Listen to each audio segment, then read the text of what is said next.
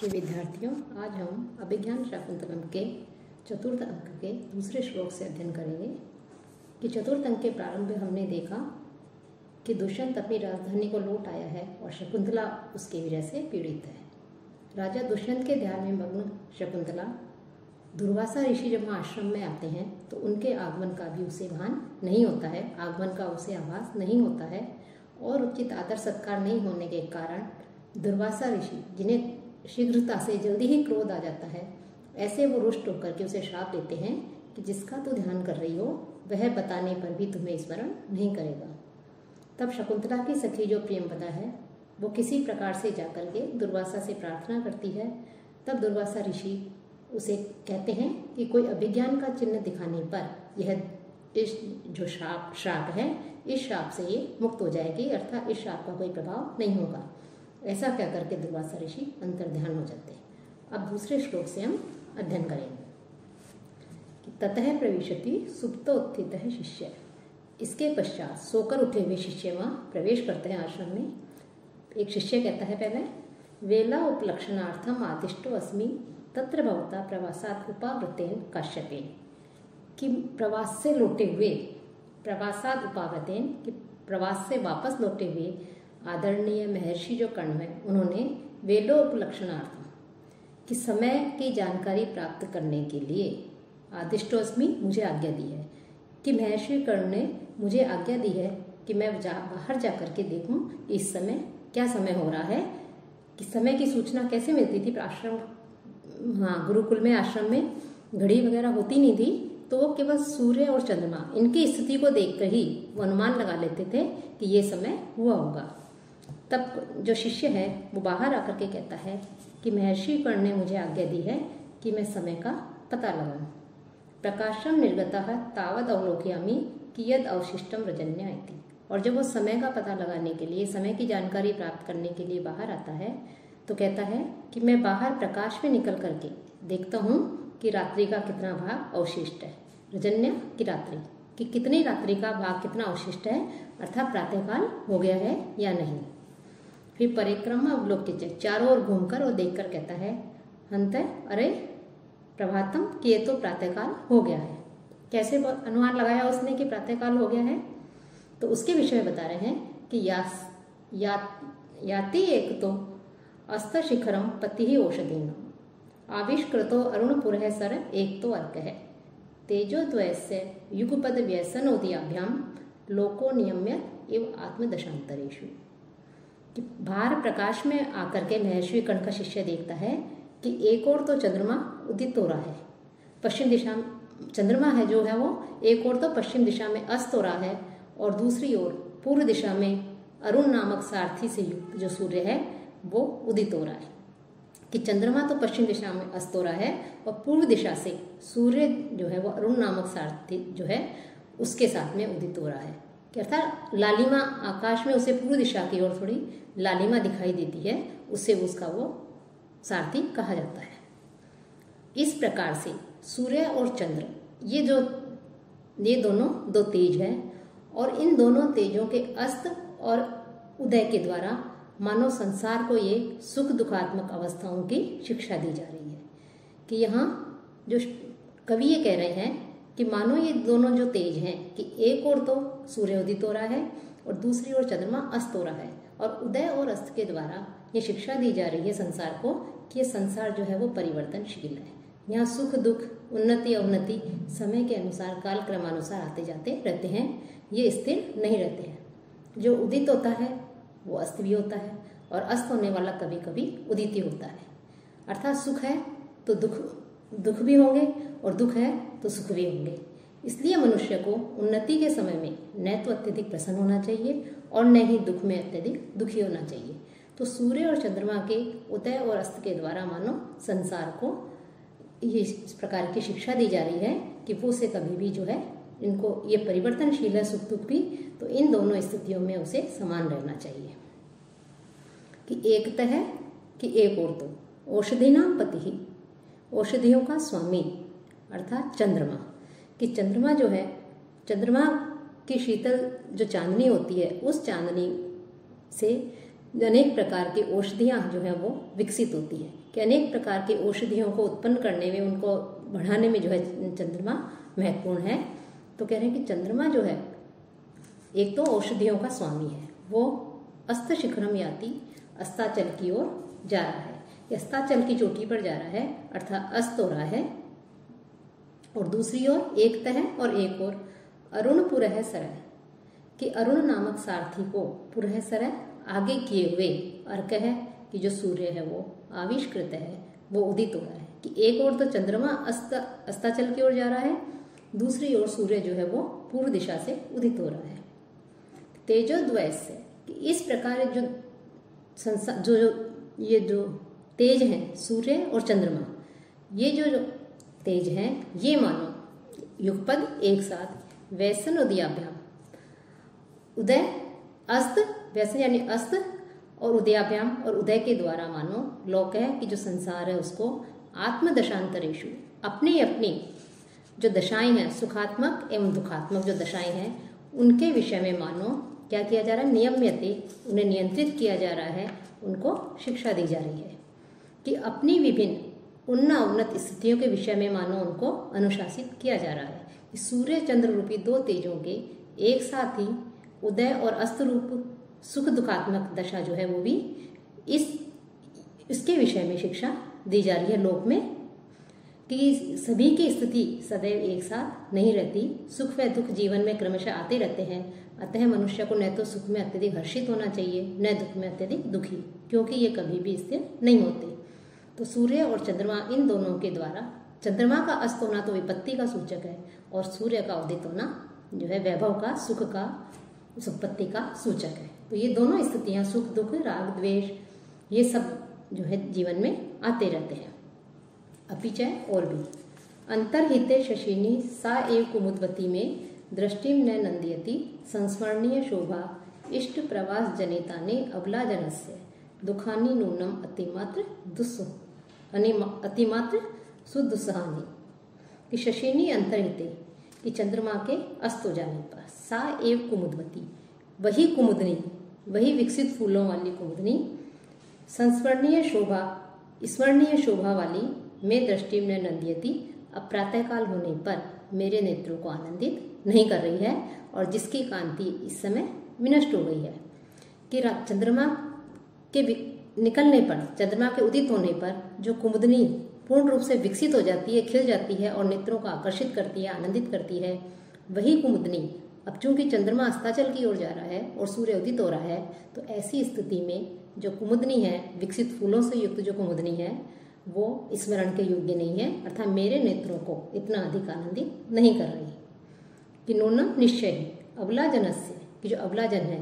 स्त्री लोग हैं, उनके लिए इष्ट प्रवास जनितानी, अपने प्रिय के प्रवास से उत्पन्न जो दुख होता है, वो दुख अति मात्र सुदुस्सहानी, अत्यधिक कठिनाई से ही सहन करने योग्य होता है। अर्थात यहाँ कर्ण ऋषि के शिष्य जब बाहर आकर देखते हैं तो वो ये कहते हैं कि जो कि चंद्रमा के अस्त हो जाने पर जो कुमुदनी है, कि जो चंद्रमा की उपस्थिति में रात्रि के समय में पूर्ण रूप से पुष्पों आदि से विकसित होकर सभी के नेत्रों को आनंदित कर रही थी, अब वो मेरी दृष्टि को आनंदित नहीं कर रही है, और उसकी जो मनोहारिणी शोभा है वो केवल स्मरण की वस्तु बन गई है, अर्थात ये मुरझा गई है चंद्रमा के अस्त हो जाने पर। और फिर कहते हैं कि वास्तव में जो स्त्रियां हैं वो अपने प्रिय के प्रवास में होने पर, अर्थात अपने प्रिय व्यक्ति के प्रवास चले जाने पर उससे उत्पन्न जो दुख होता है वो उस दुख को बड़ी कठिनाई से सहन करती है। तो ये जो यहाँ पर जो प्रसंग है, यहाँ पर दुष्यंत रूपी जो चंद्रमा है, चंद्रमा की तुलना दुष्यंत से की है कि दुष्यंत रूपी चंद्रमा के चले जाने पर शकुंतला रूपी जो कुमुदनी है वो भी इसी प्रकार से दुख को सहन करने वाली नहीं है, अर्थात ऐसे ही दुख का अनुभव करती हुई अत्यधिक मुरझा गई है, म्लान हो गई है, विकल हो रही है, अत्यधिक दुखी हो रही है। ये अबला जनस्य, कि यहाँ स्त्री जनस्य का प्रयोग नहीं करके अबला जनस्य पद का प्रयोग इसलिए किया है कि जिससे दुख का कठिनाई से सहन करना लक्षित होता हो, अर्थात कठिनाई से दुख को वो सहन कर रही हो, और साथ ही साथ अति मात्र सुदुस्सहानी, कि अति मात्र सुदुस्सहानी अर्थात दुख की अत्यधिक कठोरता, भीषणता आदि की ओर संकेत करते हुए कवि कह रहे हैं कि अपने प्रियजनों के प्रवास में चले जाने पर उसके विरह से उत्पन्न, वियोग से उत्पन्न जो दुख होता है वो अत्यधिक असहनीय होता है, अत्यधिक विकल करने वाला, दुखी करने वाला होता है। तो ये जो पद्य, इस पद्य में और जो दूसरा पद्य था उसमें भी जो है, श्लोक में भी वसंत का छंद का इसमें प्रयोग किया गया है। प्रविश्य पटाशे, फिर पर्दा हटा करके प्रवेश करके अनसुईया कहती है, यद्यपि नाम विषय परामुखस्य जनस्य एतन न विदितम तथापि तेन राज्ञा शकुंतलायाम अनार्यम आचरितम। कि यद्यपि सांसारिक विषयों से विमुख, हम लोग आश्रम में रहने वाली हैं, आश्रम बालाएं हैं, सांसारिक विषयों भोग से विमुख हैं हम, लेकिन फिर भी जनस्य एतन विदितम, लेकिन लोगों के द्वारा सांसारिक विषयों से, भोग विलास आदि जो है उन बातों से हम अनजान हैं, उनका हमें ज्ञान नहीं है, लेकिन फिर भी लोगों के द्वारा जो सुना जाता है उसके अनुसार तो जो जितना कुछ हमें समझ में आया है, उस तेन राज्ञा के जो राजा दुष्यंत है उन्होंने शकुंतलायाम अनार्यम आचरितम, ये जो शकुंतला है उस शकुंतला के प्रति अशिष्ट आचरण किया है। अर्थात शकुंतला का साथ में गांधर्व विवाह करके और फिर यहाँ से अपनी राजधानी लौट गया है और अपने राज्य में जाने के पश्चात उसने अभी तक किसी को भी लेने के लिए शकुंतला को नहीं भेजा है। तो जो इतने पूर्ववंशी, इतने श्रेष्ठ कुल में उत्पन्न जो राजा दुष्यंत है, उसका जो शकुंतला के प्रति आचरण है ये अवश्य ही अशिष्ट है। यद्यपि हम इन सब विषयों को नहीं जानते हैं, लेकिन फिर भी लोगों से जो कुछ भी हम सुनते हैं उसके अनुसार तो ये सब जो है अशिष्ट आचरण किया है। शिष्य कहता है, यावत उपस्थिताम होम बेलाम गुरुवे निवेदिशामि। तो मैं गुरुदेव आगे को उपस्थित हो गए हैं, अर्थात महर्षि कर्ण जो है उनको हवन के समय की सूचना दे देता हूँ। उन्होंने मुझे समय का पता लगाने के लिए बाहर भेजा था। अब चूंकि प्रातःकाल होने वाला है, रात्रि व्यतीत हो रही है, तो मैं अब ये हवन का समय है तो मैं उन्हें यज्ञ करने की, हवन करने के लिए सूचना देता हूँ। ऐसा करके चले जाता है। अनसुईया कहती,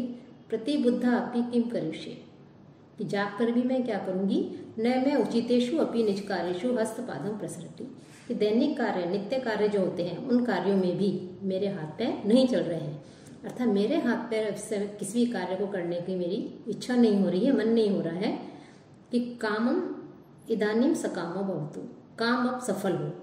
अर्थात कामदेव कि शकुंतला के हृदय में जो उसने दुष्यंत के प्रति प्रेम उत्पन्न किया है, तो उस प्रेम को पूर्णता की ओर ले जाने वाला, दुष्यंत को शकुंतला का स्मरण दिलाने वाला और शकुंतला को लेने के लिए वो व्यक्तियों को भेजे, शकुंतला को आदर के साथ में यहाँ से लेके जाए, तो ऐसा जो है वो काम है वो अब सफल मनोरथ वाला हो। ये असत्य संधे जने शून्य हृदया सखी पदम कारिता, ये जिसने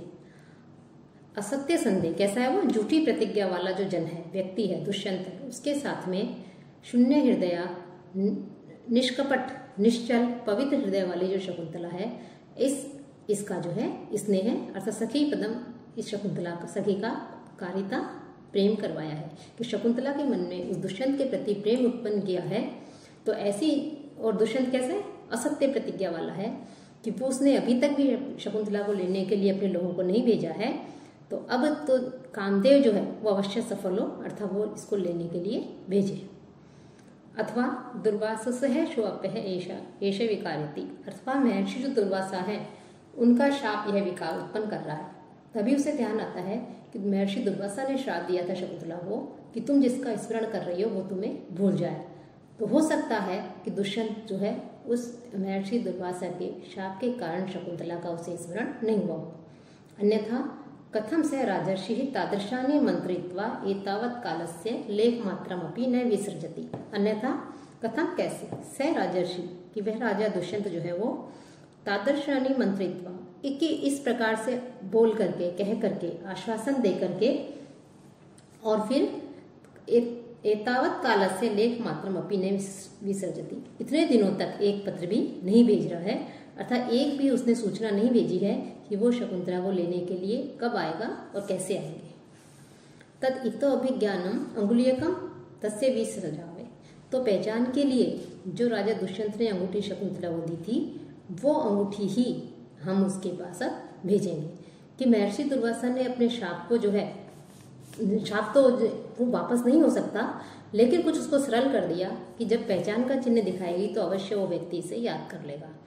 तो अनसुईया को पता है कि राजा दुष्यंत ने जाते समय अपनी अंगूठी शकुंतला को दी थी। तब कह रहे हैं कि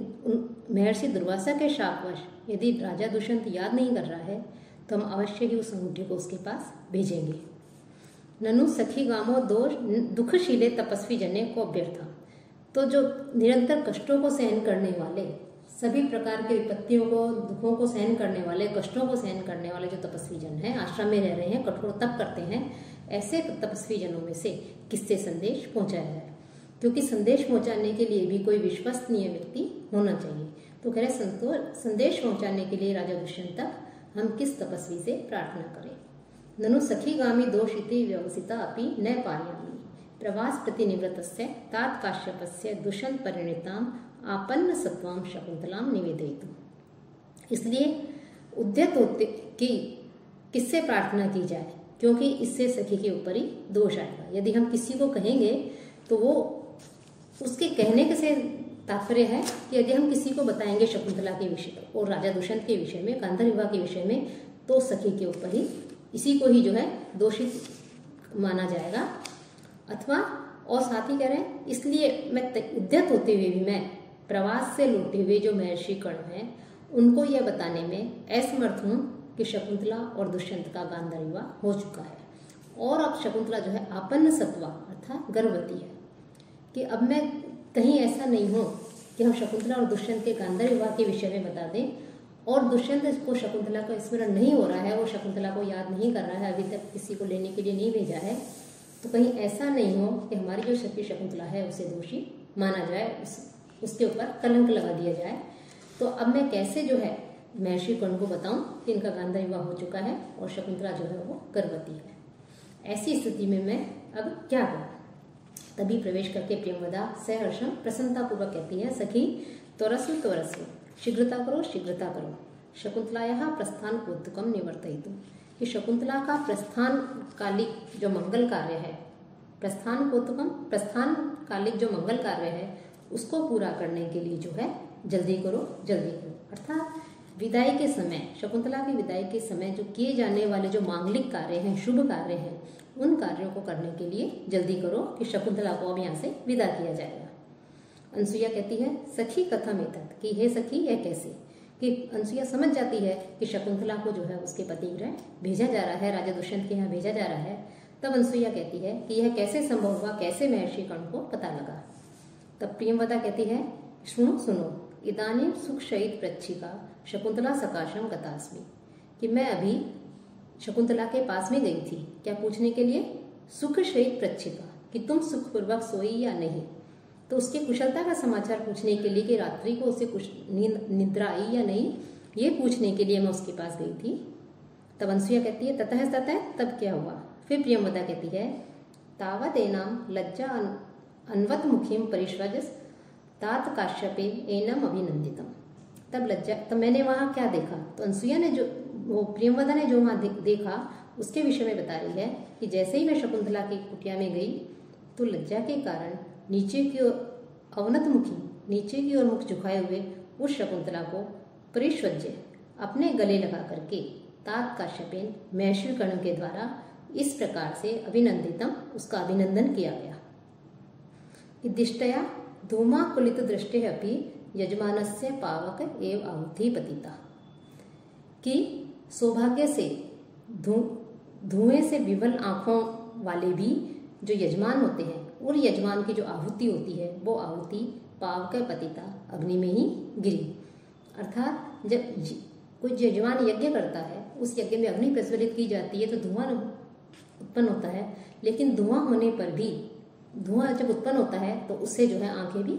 विचलित हो जाती हैं, आंखों में भी धुआं लगने लगती है, आंखों से पानी अश्रु आने लगते हैं, तो आंखें विवल हो जाती हैं। तो ऐसे आंखों वाले भी यजमान के जब हवन में आहुति डालता है तो जैसे अग्नि में ही गिरती है, वैसे ही योग्य शिष्य को दी हुई विद्या के समान तुम भी जो है अशोचनीय हो गई हो, कि उसी प्रकार से तुम भी जो है योग्य, अपने अनुकूल जो है तुमने वर को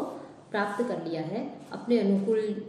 गुणों के अनुकूल जो है तुमने उस वर को प्राप्त कर लिया है। कि जैसे कह रहे धुएं से व्याकुल दृष्टि वाले की जो यजमान है उसकी आहुति यज्ञ की अग्नि में ही गिरती है, वैसे ही पुत्री जो योग्य शिक्षा हो दी हुई शिक्षा के समान तुम भी अशोचनीय अर्थात शोक नहीं करने योग्य हो गई हो कि आज ही ऋषियों के सहित सुरक्षित जो है मैं तुम्हें तुम्हारे भर्तु सकाशम विसर्जयामीति तुम्हें तुम्हारे पति के पास भेज दूंगा, कि तुम भी जो है अपने अनुकूल गुणों के अनुकूल जो है योग्य वर को प्राप्त कर लिया है, तो तुम जो है ऐसे तुमको मैं तुम्हारे पति गृह भेज दूंगा। फिर अनसुईया कहती है अथ केन सूचित है तात काश्यपस्य व्रतांत, कि महर्षि जो कर्ण है उनको किसने ये सूचना दी कि दुष्यंत और शकुंतला का विवाह हो चुका है। जब अनसुईया उनका वार्तालाप सुनती है तब कि किस प्रकार से महर्षि कर्ण जो है शकुंतला का आलिंगन करते हैं और उसको जो है कहते हैं कि तुम जो है अशोचनीय हो, तुम्हें आज ही जो है पति गृह भिजवा दिया जाएगा ऋषियों के साथ में। कि यहाँ जो कर्ण है वो यजमान के सूचक हैं, शकुंतला को आहुति बताया है और दुष्यंत अग्नि का प्रतीक है। अर्थात शकुंतला ने अपने पिता कर्ण की अनुपस्थिति में दुष्यंत से विवाह किया था, पर यह संयोग की बात और सौभाग्य की बात है कि ऐसे अपने पिता की अनुपस्थिति में भी योग्य वर का जो है शकुंतला ने वर्ण कर लिया। कि जिस प्रकार अत्यंत योग्य शिष्य को पढ़ाई गई विद्या के विषय में गुरु को कुछ भी नहीं सोचना पड़ता कि मेरी विद्या का सदुपयोग होगा या दुरुपयोग होगा, क्योंकि उसे पता है कि यदि शिष्य मन लगा करके ध्यान लगा करके उसका अध्ययन कर रहा है, शिष्य सदाचारी है, योग्य है, तो उसकी विद्या का जरूर सदुपयोग होगा। अपितु वह तो उसके मन में संशय नहीं होता, गुरु के मन में साथ ही साथ वह निश्चिंत रहता है कि मेरी विद्या अवश्य विस्तार को प्राप्त होगी। इसी प्रकार से योग्य पात्र के हाथ में शकुंतला के पड़ जाने पर अर्थात शकुंतला का विवाह योग्य व्यक्ति से हो जाने पर कर्ण ऋषि को भी अब उसके विषय में चिंता करने की आवश्यकता नहीं है। तब अनसुईया पूछती है किसने महर्षि कर्ण को बताई ये सब घटना, तो प्रियंवदा कहती है अग्नि शरणम प्रविष्टस्य शरीरम विना छंदोमय्या वाण्या, कि अग्निग्रह में प्रविष्ट, कि अग्निग्रह में यज्ञशाला में जैसे ही महर्षि कर्ण प्रविष्ट हुए उनको जो है शरीरम बिना अशरीरणी अर्थात शरीर नहीं था ऐसी छंदोमय्या वाण्या छंदोमयी वाणी ने उन्हें बताया, अर्थात आकाशवाणी के द्वारा एक तरह से उन्हें इन सब की सूचना मिली। कि अनसुईया पूछती 27वें आश्चर्य साथ में कथमिव कैसे, तब प्रियंवदा संस्कृतम आश्रित, संस्कृत भाषा का आश्रय लेते हुए वो उससे कहती है, संस्कृत भाषा में कहती है दुष्यंते नाहितम तेजो दधानाम भूतये भुवः अवेहि तनयाम ब्रह्मम अग्निगर्भाम शमीमी, कि हे ब्रह्मवेत्ता ब्रह्मन, कि हे ब्रह्मवेत्ता महर्षि कर्ण, कि दुष्यंते नाहितम, कि राजा दुष्यंत के द्वारा तेजो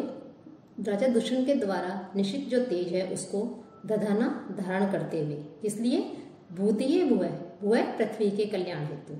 कि दुष्यंत के द्वारा निश्चित तेज को पृथ्वी के कल्याण हेतु धारण किए हुए,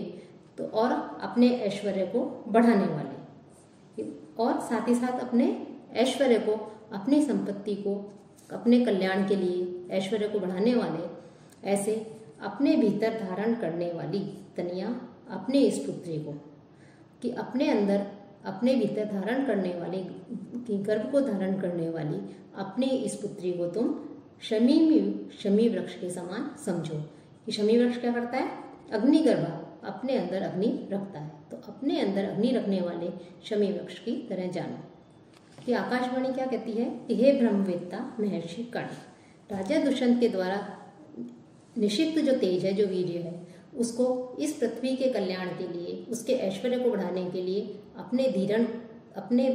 अंदर शरीर के अंदर धारण करने वाली अपनी उस पुत्री को इसी प्रकार से समझो कि तुम्हारी पुत्री जो है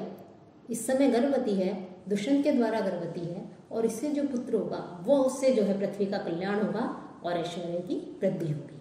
तो ऐसी अपनी पुत्री को समझो, साथ और किसके समान, अग्निगर्भ, अग्नि अपने गर्भ में रखने वाला शमी वृक्ष के समान समझो। अर्थात आपकी कन्या दुष्यंत द्वारा गर्भवती है और उसके गर्भ में जो तेज विद्यमान है वह भविष्य में पृथ्वी के कल्याण के कार्य करेगा, पृथ्वी के कल्याण के उन्नति के लिए, कल्याण के लिए, उसके भलाई के लिए कार्य करेगा। अर्थात इसका तात्पर्य है कि शमी वृक्ष के भीतर जिस प्रकार आग छिपी रहती है, उसी प्रकार शकुंतला के उदर में तेज से युक्त जो जीव है वो उसके गल में छिपा हुआ है। और शमी वृक्ष के अंदर जो अग्नि है वो अग्नि समय आने पर प्रकट हो जाती है। वैसे ही शकुंतला का जो भलाई के लिए इसका जो पुत्र है वो भी जो है, इसकी जो संतान होगी उससे भी जो है संसार की, देश की जो है उन्नति होगी, कल्याण होगी और जो है वो संपत्ति में वृद्धि होगी। तो इस प्रकार से इसका वर्णन कर रहे हैं। इसमें अनुष्टुप छंद का प्रयोग किया गया है। अनसुईया कहती है तेन ही एतस्मिन् चूत शाखावलंबिते नारिकेल समुद्रकम एतन्मिन् निमित्तमेव कालांतर क्षमा निक्षिप्त मया केसर मालिका। तभी पर्दे जो अनसुईया होती है वो अनसुईया कहती है प्रियवदा गले लगाकर कि मैं प्रसन्न हो गई हूँ, लेकिन शकुंतला जो है आज ही कहाँ चली जाएगी, पति गृह चली जाएगी। इससे जो है मुझे कुछ दुख भी हो रहा है, लेकिन साथ ही साथ संतोष का भी अनुभव हो रहा है कि विषाद मिश्रित संतोष का अनुभव कर रही हूँ। और कहती है अनसुईया कि हम जो है, तो प्रियवदा कहती है कि हम तो अपने विषादों को दूर कर लेंगी, लेकिन बेचारी शकुंतला जो है वो सुखी। तब अनसुईया कहती है तेन ही एतस्मिन् च्यूत शाखावलंबिते नारिकेल समुद्रकम एतन निमित्ते वे कालांतर क्षमा निक्षिप्ता मया केसर मालिका। तो इस आम की डाली में लटकता हुआ जो नारियल का संपुटक है, ऐसा नारियल का जो खोल होता है, जो डिब्बा होता है नारियल का, उसमें क्या रखा हुआ है उसने, इसी अवसर के लिए क्या रखा है कि कालांतर क्षमा, कि समय के अंतराल को सहन करने वाली केसर मालिका, जो केसर की माला है, जो मोलश्री की माला है, उसको मैंने सुरक्षित रखा है। कि अर्थात केसर माला को मैंने सुरक्षित रखा है कि जब शकुंतला विदा होगी तब उसे जो है इससे उसे सुसज्जित किया जाएगा, ये उसे दी जाएगी। तो तुम इसे तद इमाम हस्त सन्निहिताम कुरु, तो तुम इसे अपने हाथ में ले लो। यावत अहम अपि तस्यै गोरोचनाम तीर्थ नतिकाम दुर्वा किसलया नीति मंगल समालंबानी विरचयामि। कि तुम इसे अपने हाथ में लो, तब तक मैं भी उसके लिए गोरोचन, तीर्थों की मिट्टी और धूप का जो अग्रभाग आदि है, ऐसी मांगलिक वस्तुओं को सजाती हूँ। अर्थात ये जो सारी वस्तुएं हैं ये मांगलिक वस्तुएं हैं और इन्हें जो है शुभ कार्य में इनका प्रयोग किया जाता है। तो शकुंतला को उसके पति गृह भेजा जा रहा है, तो ये भी शुभ कार्य है, मांगलिक कार्य है। तो उस मांगलिक कार्य में ये मांगलिक वस्तुएं होना आवश्यक है, तो मैं इन सबको लेकर के आती हूँ। प्रियवदा कहती है तथा क्रियता, वैसा ही करो। ऐसे कहकर अनसुईया निकल जाती है और प्रियवदा पुष्पों को चुनने का अभिनय करती है कि तभी पर्दे के पीछे से आवाज आती है गौतमी आदिश्यंता शारंगराव मिश्रा। ये गौतमी जो शारंगराव आदि हैं उनको आदेश दो, शकुंतला है नैना, कि शकुंतला को ले जाने के लिए, कि शकुंतला को हस्तिनापुर ले जाने के लिए जो शारंगराव आदि हैं, ऋषि हैं, उनको आदेश दो। प्रेमवदा कान लगा करके कहती है अनसुईये त्वरसु, जल्दी करो जल्दी करो। एते खलु हस्तिनापुर गामिन है ऋषि शब्दायन्ते, कि जल्दी करो कि अब हमारे पास समय नहीं है, क्योंकि हस्तिनापुर को जाने वाले, शकुंतला को लेकर के जाने वाले जो ऋषिगण हैं वो बुलाए जा रहे हैं। प्रविश्य समालंबन हस्ता, के हाथ में मांगलिक वस्तुएं लेकर के प्रवेश करती हैं। तो कहती सखी यही गच्छा है, कि आओ सखी चले, ऐसा कह के वो दोनों घूमती हैं। प्रेमवदा देख करके ऐशा सूर्योदय एव शिखा मंजिता प्रतिष्ठ निवार हस्ताभि स्वस्ति वाचनिका भी तापसी भी अभिनंदमाना शकुंतला तिष्ठति। तभी वो देखते हैं कि सामने शकुंतला बैठी हुई है, तो उसको देख करके कहती हैं कि सूर्योदय के समय, ऐशा यह सूर्योदय के समय ही शिखा मंजिता, कि पूर्ण स्नान की हुई, सर सहित जिसने स्नान कर लिया है, ऐसी यह शकुंतला है। और निवार हस्ता भी, निवार हाथ में ली हुई, निवार यानी जो चावल आदि होते हैं, मांगलिक जो चावल अन्न आदि हैं, ऐसे उसको लेकर के जो है मांगलिक कार्य। आज भी हम देखते हैं कि कोई भी स्त्रियां यदि कोई व्रत करती हैं, उपवास करती हैं, कोई पूजा करती हैं, तो खाली हाथ नहीं लेती, हाथ में कोई ना कोई अन्न लेकर के बैठती हैं। तो वैसे ही शकुंतला ने जो है आश्रम में जो निवार आसानी से उपलब्ध हो जाता है, उस निवार को जो है अन्न है उसको हाथ में लिया हुआ स्वस्ति वाचने का भी, स्वस्ति वाचन का पाठ करती हुई जो तपस्विनियां हैं,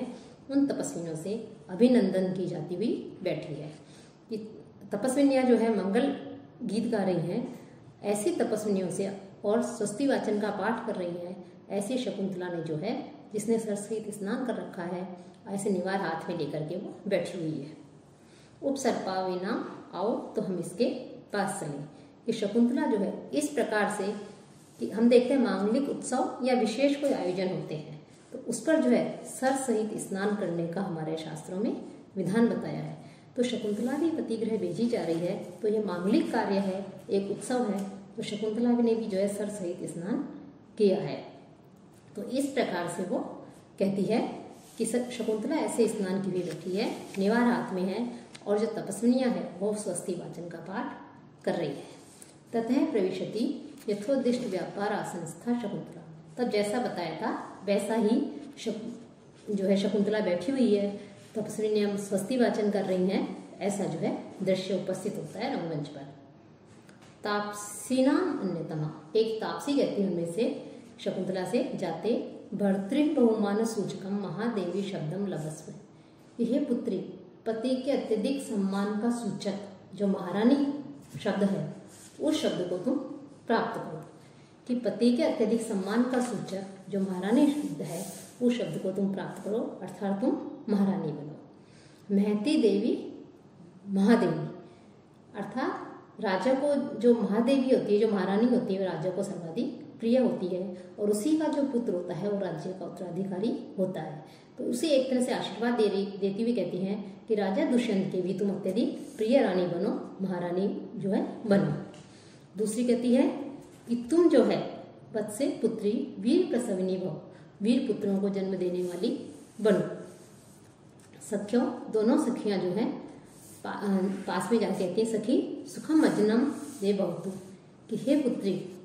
कि तुम्हारा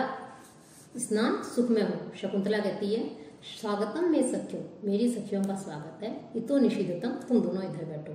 दोनों मंगल पात्राणी आदाय उत्विष्य, मंगल जो पात्र उनके हाथ में था जिसमें मांगलिक वस्तुएं रखी हुई थी उसको लेकर के पास में बैठ जाती हैं और फिर कहती हैं हला सज्जव, हे सखी तैयार हो जाओ, यावत्ते मंगल समालंबनम यज्ञामि, तो हम तुम्हें मांगलिक जो अलंकरण होते हैं, आभूषण आदि होते हैं, उन मांगलिक आभूषणों से हम दोनों तुम्हें तैयार करते हैं। शकुंतला इदमपि बहुमंतम, कि यह भी बहुत मानना चाहिए, दुर्लभम इदानीं में सखी मंडनम भविष्यति, कि अब मेरे लिए सखियों के द्वारा मुझे अलंकृत करना, सुसज्जित करना, तैयार करना, ये सब कैसा हो जाएगा, दुर्लभ हो जाएगा। अर्थात मैं यहाँ से जा रही हूँ, अब मुझे कौन तैयार करेगा, मुझे कौन सुसज्जित करेगा। तो तुम जो मेरा इतना ध्यान रखती थी, मुझे सुसज्जित करती थी, तो वो सब जो है दुर्लभ हो जाएगा। यह कह करके इति बाष्पम विसर्जती, ऐसा कह करके वो आंसू बहाती है, उसकी आंखें जो है वो अश्रु से पूर्ण हो जाती हैं। दोनों सखियां कहती हैं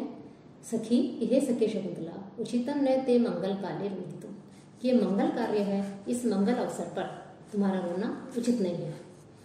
प्रियवदा कहती है आभरण उचितम रूपम आश्रम सुलभे प्रसादने विप्रकार्यते, कि इस आभूषणों के योग्य, आभरणों उचितम, कि आभूषणों के योग्य तुम्हारा यह रूप आश्रम सुलभे, आश्रम से सुलभ होने वाले जो प्रसादनी अलंकार है उन अलंकारों से विप्रकार्यते विकृत किया जा रहा है। अर्थात तुम अत्यधिक जो शकुंतला है उसके सौंदर्य का वर्णन किया गया है कि शकुंतला बहुत अधिक सुंदर है, कि तुम अधिक सुंदर हो, बहुत सी सुंदर हो, ऐसे तुम्हारे सौंदर्य को, तुम्हारे इस रूप को तो स्वर्ण आदि आभूषणों से जो है सुसज्जित करना चाहिए। लेकिन इस समय आश्रम में आसानी से प्राप्त होने वाले, सुलभ होने वाले, आश्रम में मिलने वाले जो पुष्प आदि के जो अलंकार हैं उन्हीं अलंकारों से जो है मानो तुम्हारे इस रूप को विकृत किया जा रहा है। कि संसार की बहुत सी वस्तुएं होती हैं, उनको यदि उन वस्तुओं से किसी का जो है श्रृंगार कर दिया जाए तो वो भी अधिक सुंदर हो जाती है। शकुंतला तो अनुपम सौंदर्य वाली है और बहुमूल्य अलंकारों से यदि उसको सुसज्जित कर दिया जाता तो वो और अधिक शकुंतला का सौंदर्य आकर्षित बन जाता। यही कारण है कि प्रियंवदा उसे आभूषणों के योग्य बता रही है। और विप्रकार्यते अर्थात आश्रम में जो आसानी से प्राप्त हो जाते हैं, सुलभ है जो आभूषण, जैसे फूल पत्ते आदि हैं, तो उनको शकुंतला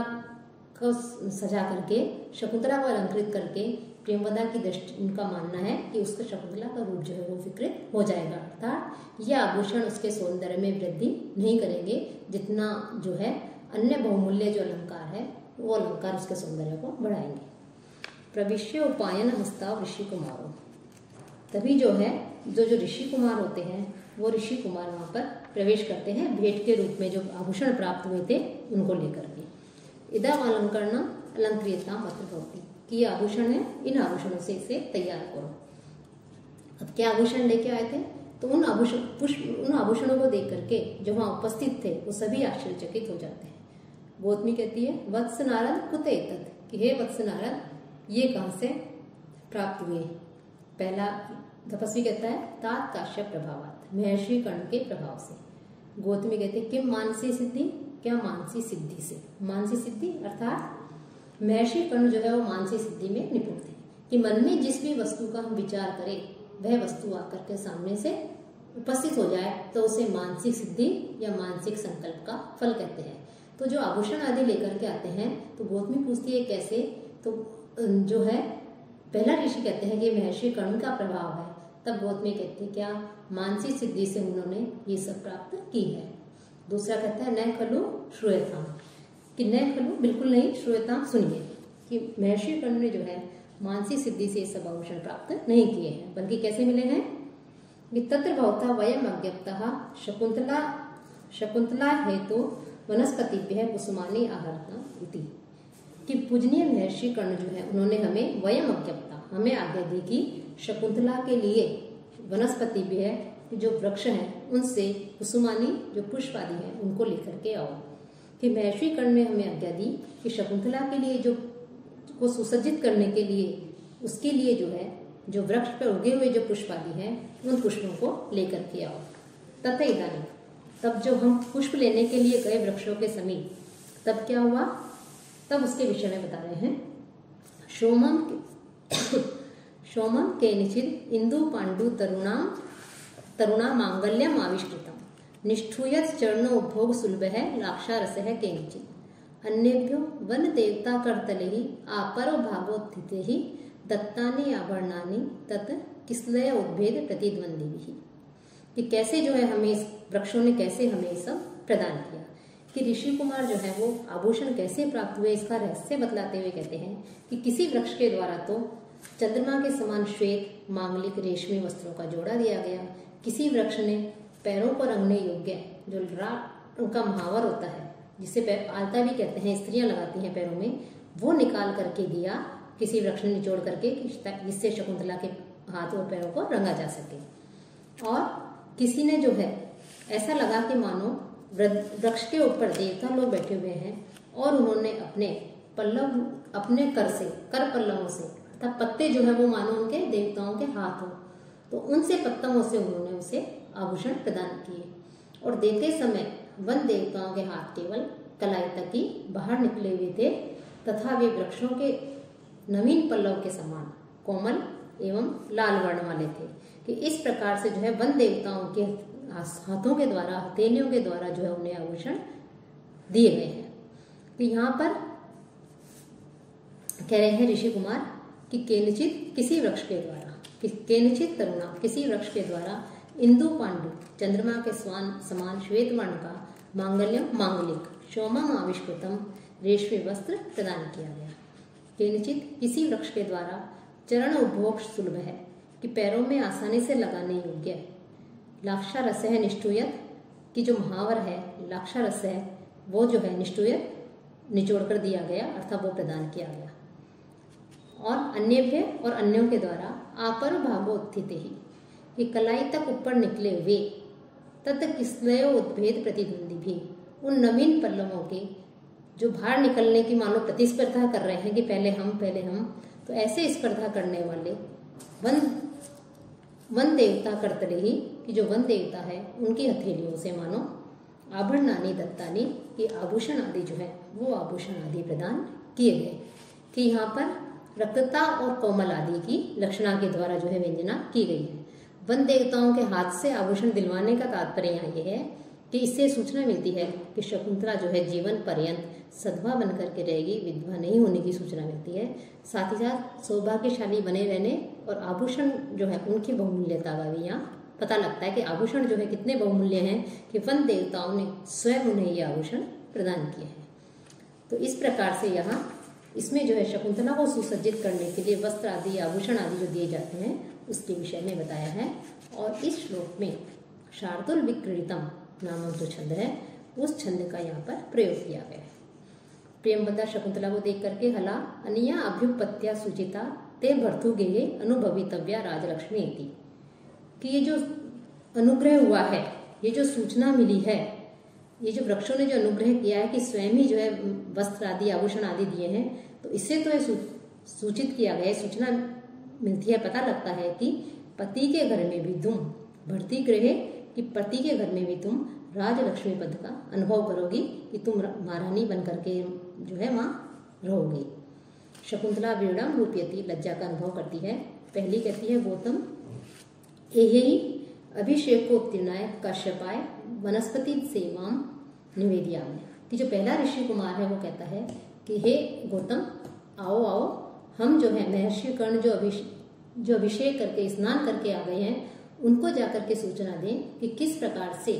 जो वृक्ष आदि हैं उन वृक्षों ने जो है आभूषण आदि वस्त्र आदि प्रदान करके उन्होंने अब जो है सेवा की, उन्होंने किस प्रकार से स्वयं ही वस्त्र आभूषण आदि प्रदान कर दिए। द्वितीय दूसरा कहता है तथा ठीक है, ऐसा कह के दोनों निकल जाते हैं। दोनों सखिया कहती हैं ए अनुपयुक्त भूषणों अयम जन है, कि हम तो जो है इस आभूषण का उपयोग करना हमें नहीं आता है, कि आभूषण तो वृक्षों ने प्रदान कर दिए, लेकिन कौन सा आभूषण किस जगह पहनाना है, कैसे पहनाना है, हमने कभी आभूषण नहीं पहने हैं। लेकिन चित्रकर्म परिचयन अंगेशु तय आभरण विनिमयम कुर्वः, कि तो इसलिए हमें नहीं पता कि कौन सा आभूषण शरीर के किस अंग पर पहनाना है, धारण करवाना है। लेकिन जो हमने चित्र देखे हैं उन चित्रों को, चित्रकारी के कार्य से हम परिचित हैं, और चित्रकारी के कार्य से परिचित होने के कारण चित्रों में जो हमने देखा है कौन सा आभूषण शरीर के किस अंग पर पहनाया जाता है, उसके अनुरूप ही हम तुम्हारे शरीर के अंगों पर आभूषण पहनाते हैं। शकुंतला कहती है जाने व नैपुण्य, कि मैं तुम्हारी कुशलता के विषय में जानती हूँ कि तुम बहुत अधिक कुशल हो। उभय नाट्य न अलंकृत है, दोनों ही जो है उस शकुंतला को सजाने का अभिनय करती हैं। ततः प्रविशति स्नानोत्तीर्ण काश्यप है, तब महर्षि कर्ण जो है वो स्नान करके आए हुए महर्षि कर्ण वहाँ पे शकुंतला के पास में प्रवेश करते हैं। अब इसमें जो छठा श्लोक है, ये छठा श्लोक शाकुंतल का जो चौथा अंक है, चौथे अंक में भी 4 श्लोक महत्वपूर्ण माने गए हैं, उसमें सबसे पहला महत्वपूर्ण श्लोक ये छठा श्लोक है। तो इसके विषय में हम अगले व्याख्यान में पढ़ेंगे।